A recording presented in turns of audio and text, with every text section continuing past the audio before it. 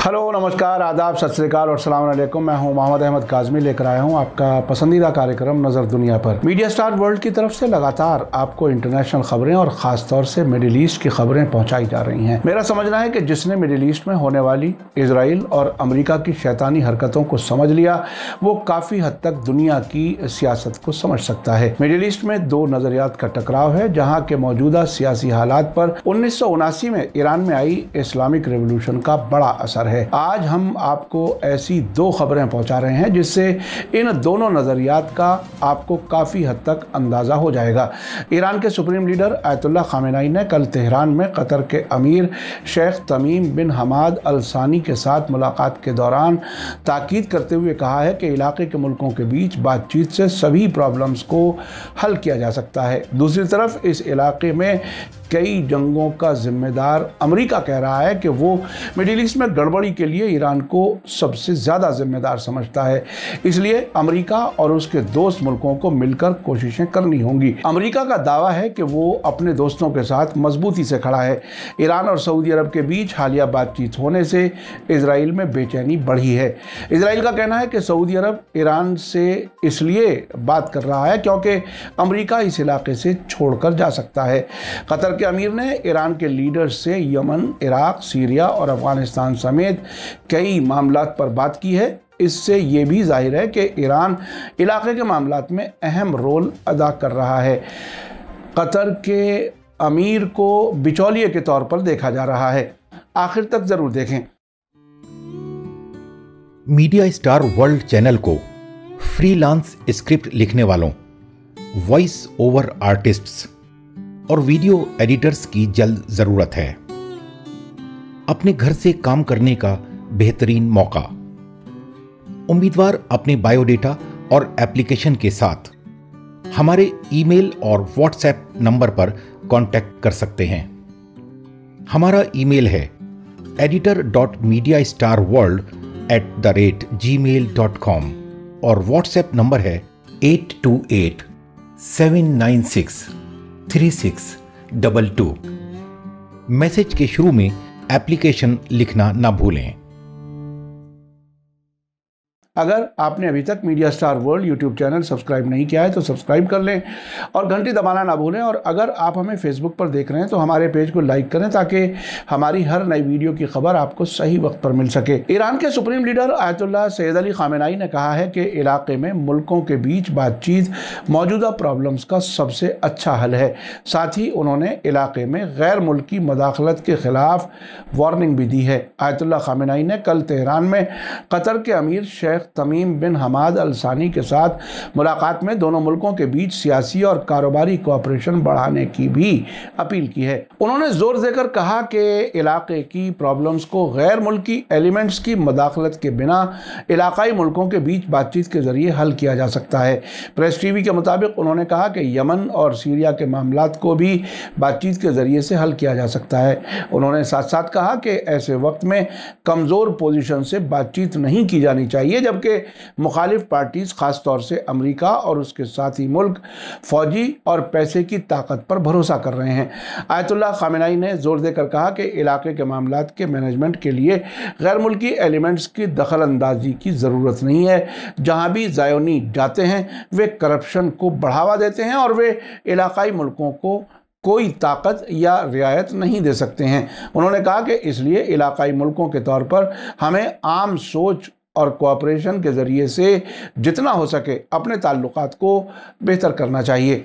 कतरी अमीर के उस बयान को दोहराते हुए जिसमें उन्होंने इजराइल के गुनाहों की मजम्मत की है, आयतुल्लाह खामेनी ने कहा कि शैतानी ज़ायोनी वादियों के ज़रिए फ़िलिस्तीनी लोगों पर दहाइयों से जारी जुल्म एक कड़वी हकीकत है जो इस्लामी और अरब दुनिया के लिए एक बड़ा झटका है। आयतुल्लाह खामेनी ने कहा कि इन गुनाहों के सामने ईरान अरब दुनिया से साफ और सीधी सियासी कार्रवाई की उम्मीद करता है।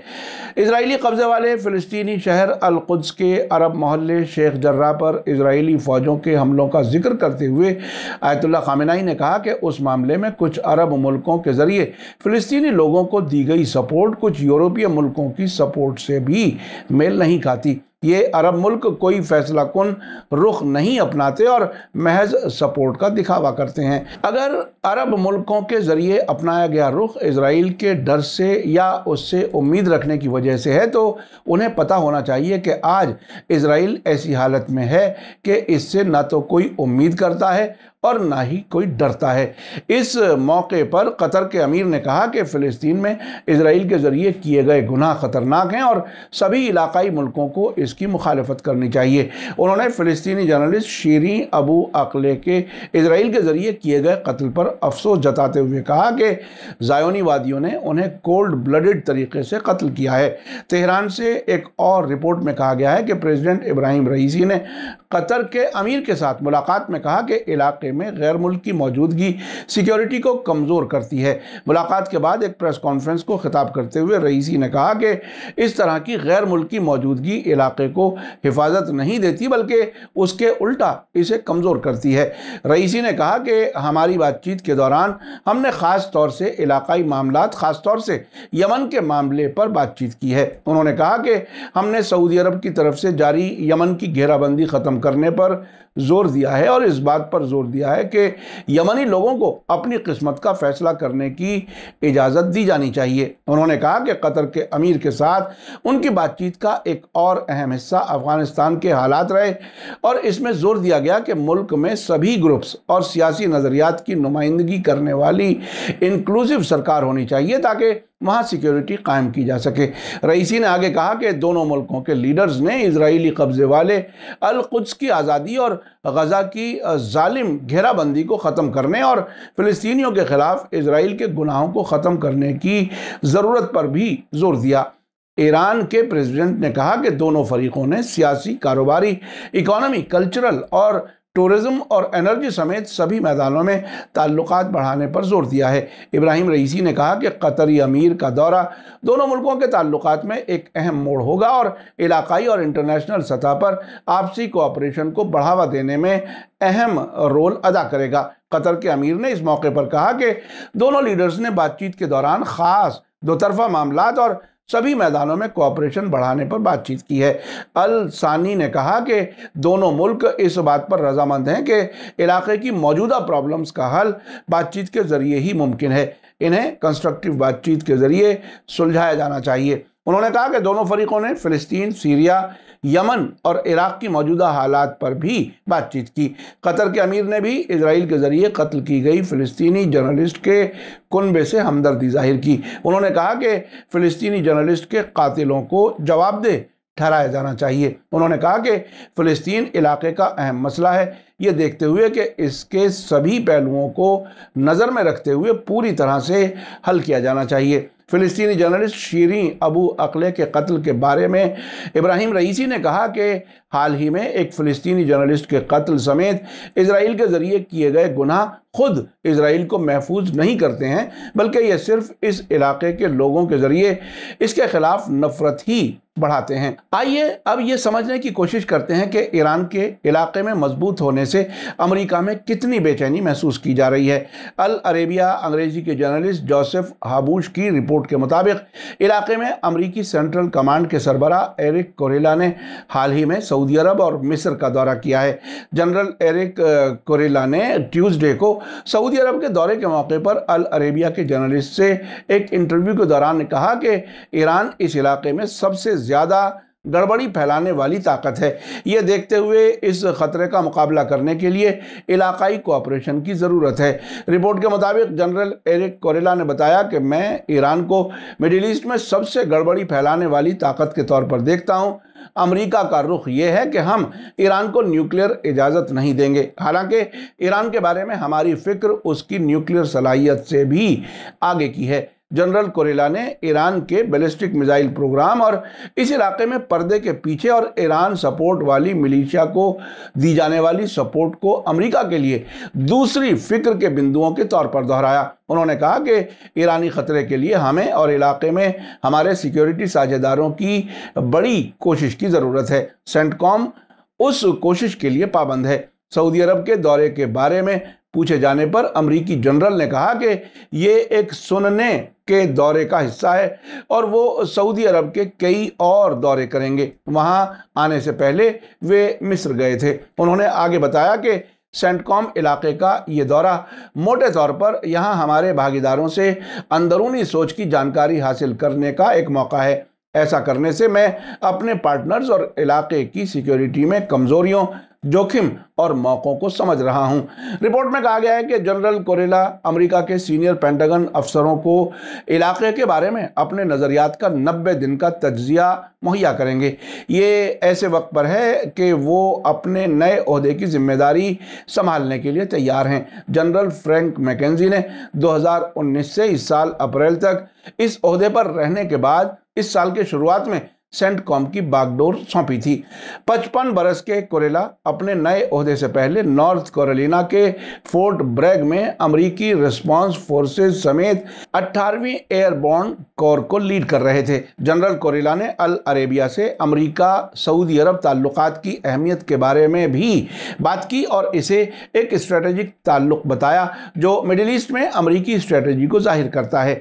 वाशिंगटन और रियाद ने हाल ही में सिक्योरिटी, तकनीकी और ट्रेनिंग के ताल्लुकात समेत दोतरफा ताल्लुकात के 77 साल पूरे होने का जश्न मनाया था। उन्होंने कहा कि मैं आने वाले महीनों और बरसों में कई बार सऊदी अरब आऊँगा, ये दोहराते हुए कि वो अमेरिका सऊदी ताल्लुकात के लिए पाबंद हैं। जनरल कोरेला ने कहा कि अमेरिका एक काबिल भरोसा हिस्सेदार है। उन्होंने कहा कि मिडिल ईस्ट में अपने फौजी हिस्सेदारों के लिए वाशिंगटन का कमिटमेंट अटूट है। हम मिडिल ईस्ट के लिए पाबंद हैं और रहेंगे। ईरान की बढ़ती हुई ताकत से अमेरिका के अलावा इजराइल में भी खौफ बढ़ रहा है। खास तौर से इजराइल ने इसी महीने के शुरू में सऊदी अरब और ईरान के बीच बगदाद में होने वाली 5वें दौर की बातचीत के बाद अपनी ये बेचैनी जाहिर की थी। इजराइल के एक सीनियर फौजी अफसर कमांडर यूसी कूपर वासिर ने हाल ही में कहा था कि सऊदी अरब और ईरान के बीच बेहतर होने वाले ताल्लुकात से इजराइल को खतरा है। इजरायली अखबार यदियोत अखरानोत ने इजराइल फौज के खुफिया